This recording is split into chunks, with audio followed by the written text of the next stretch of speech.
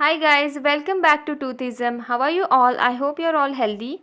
Today we are going to learn the classification of dental implants. So let's get started.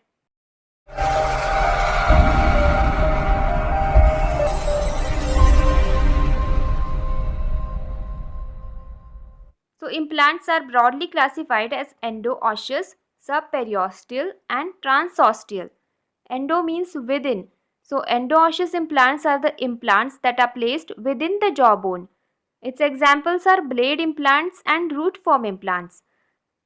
Let's see how they look. So they are available as prefabricated and in the shape of blades with an integrated abutment, and this abutment emerges out of the soft tissues to support the prosthesis. This blade implant was introduced independently in 1967 by Leonard Linkow. Root form implants are the most commonly used implants and they were first invented by Dr. Brainmark in 1978. Root form implants usually has three parts: crest module, body and the apex. The body is also called as fixture. We will go into its details later. Subperiosteal implants are the implants that are placed under the periosteum and fixed over the jaw bones. And these are used when we can't use endo-osseous implants, for example, in severely resolved mandible where the mandibular canal is close to the crest of the ridge. So in these cases we can use this subperiosteal implant. The first subperiosteal implant was placed in 1949 by Gustave Dalle. Next is transosteal implants. These are also inserted in severely resolved mandibles where placing the endo-osseous implants may lead to mandible fracture. They are mostly used to stabilize the loose dentures, and these implants are rarely used as their insertion requires major surgery under general anesthesia. Many manufacturers of dental implants nowadays have come up with their own trade names and for each and every part of the implant. Also, there are several different implant systems and that is very confusing. But thank God, a generic language for endosseal implants has been developed by Dr. Carl Misch. Now we will learn about the most commonly used implants in detail, that is the root form implants. This is a category of endosseal implants designed to use a vertical column of bone similar to the root of a natural tooth, and that's why they are called as root form implants. Based on their design, there are three different types of root form implants: cylinder, screw or combination of both. We can also call them threaded and non-threaded. In this diagram, we can see the first one is cylinder root form implant. Now you must be wondering how the retention is achieved in this case. So these implants depend on a coating with a rough material like hydroxyapatite or surface condition to improve the microscopic retention in bone.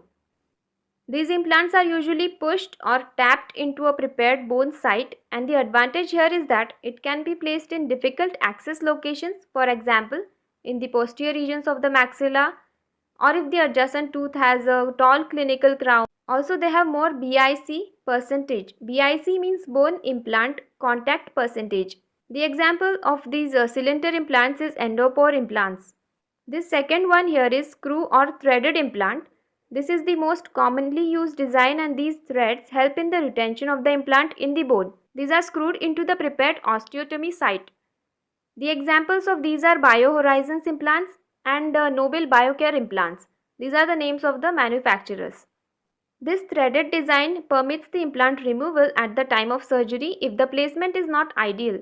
It also permits implant removal at the stage 2 surgery if the angulation or the crestal bone contours are not correct. So these threads are primarily designed to increase the bone implant surface area and also to decrease the stresses at the interface during occlusal loading compared with the cylinder implant body design. This also increases the mechanical retention in the bone at the initial implant insertion. The combination root forms have features from both the cylinder and the screw root forms. These threaded implants have different thread designs. Let's see one by one. First one is square or power threads, as you can see in this picture. So these are non-cutting and these type of threads increase the surface area of the implant, which increases its primary stability in the bone. We have already learnt what primary stability is in the previous video. So primary stability is the stability that is achieved while placing the implant. But the disadvantage is that You need to have a thread former, also known as bone tap, to make threads in the bone before placing the implants. Then there is V-shaped thread design which has cutting threads. So this is called as self-tapping implants because here you don't need the thread former to make threads in the bone. They are sharp, so they are easily engaged in the bone, and this V-thread design has the longest history of clinical use.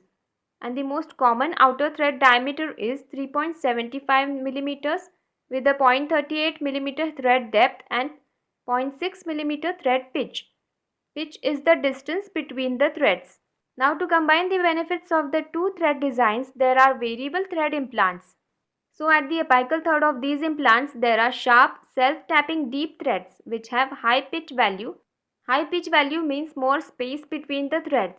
And this apical third of the implants help in preparing the threads in the bone. The middle third of these implants have shallow square type threads, and these get easily incorporated in the threads that are already prepared by the apical third of the implant. So these square threads give primary stability to the implant because they laterally condense the bone around them. The crestal part of these implants have very shallow micro rings. Why? Because the crestal bone has high density and low vascularity.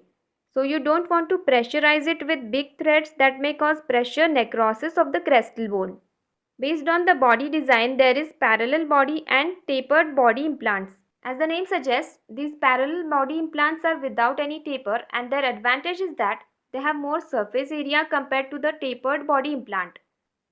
In case of tapered body implant, you need minimal drilling and still you can get high primary stability even in low density bone.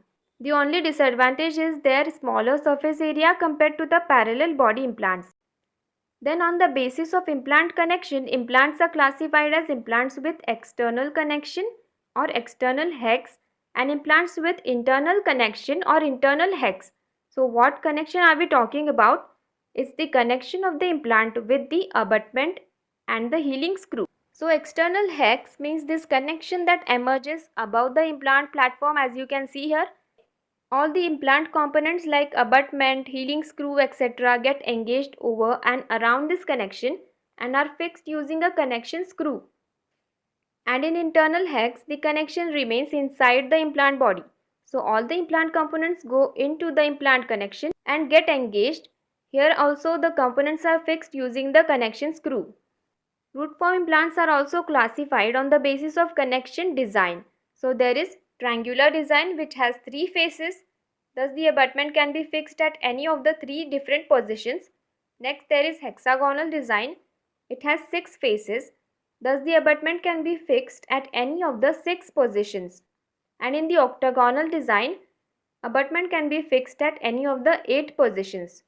Then there is a design which does not have any faces but is a smooth surface like tube-in-tube connection. This is called as smooth surface or non-hex design or cold weld design.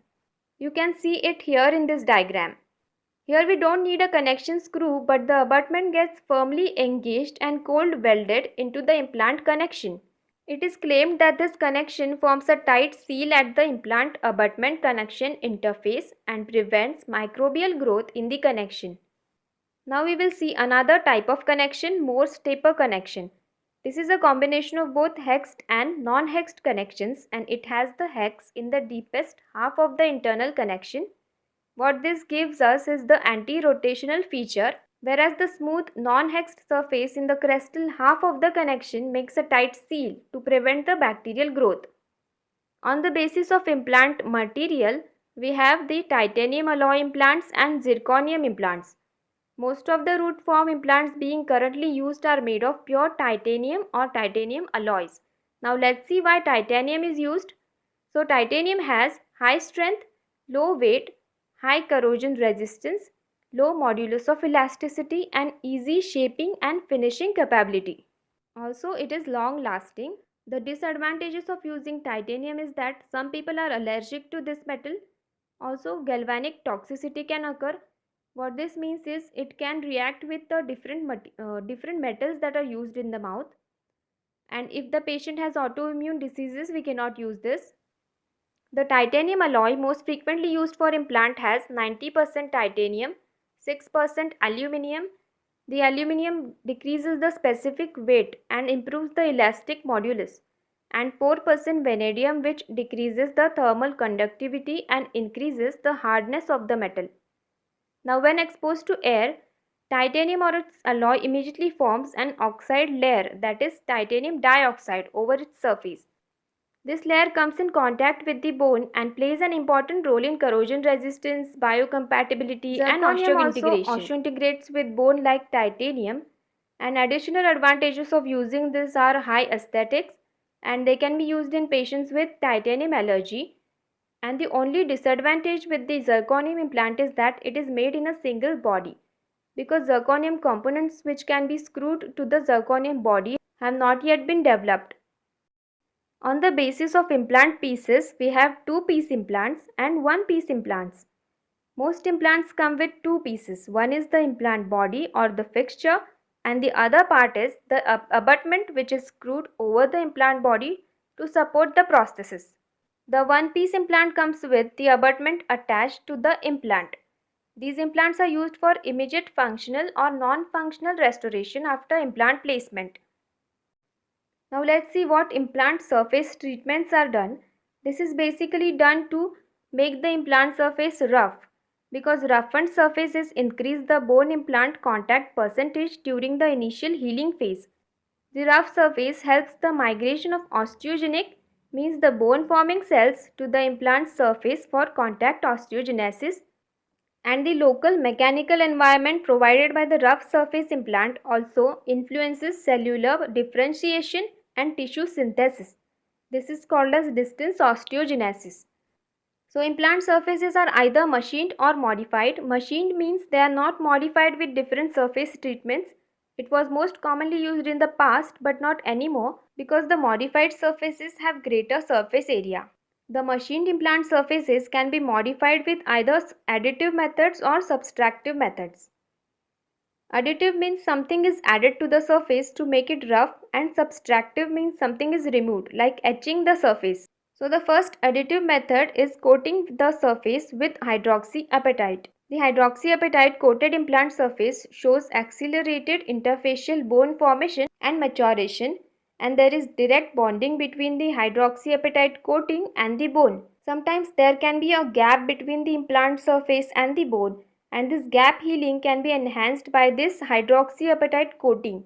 The hydroxyapatite coating also reduces the corrosion rate of the metal. Some of the advantages of using hydroxyapatite coated implants are increased roughness and surface area, enhanced initial implant stability, increased gap healing between the bone and the coating, less corrosion of metal, faster healing at the bone interface, and stronger bone implant interface. The disadvantages of hydroxyapatite coating are flaking, cracking, or scaling of the coating at the implant insertion, especially when we use it in high density bone. Another disadvantage is the increased plaque retention when left exposed to the oral environment. This coating also increases the cost of the implant. Now let's see another type of additive method, that is the titanium plasma sprayed surface. These are prepared by spraying molten metal on the titanium base, which results in a surface with irregularly sized and shaped valleys, pores, crevices, and this increases the microscopic surface area by approximately 10 times.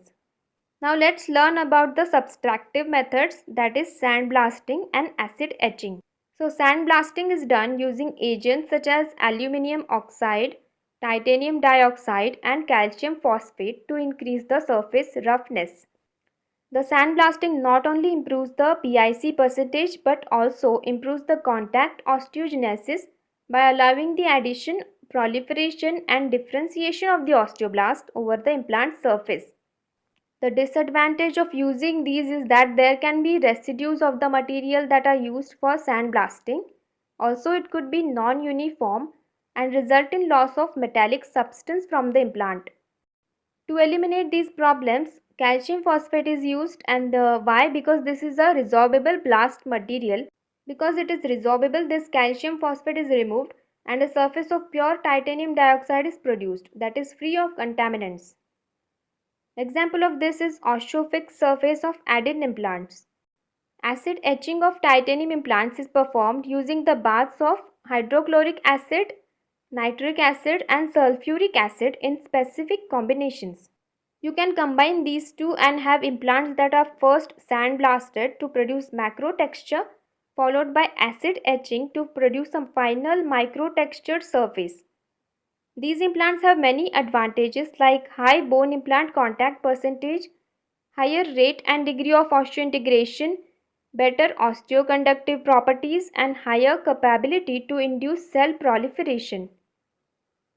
Research has shown that these implants, if inserted in bone with adequate volume and density, can be restored after 6 weeks. Now let's see what anodized surface is.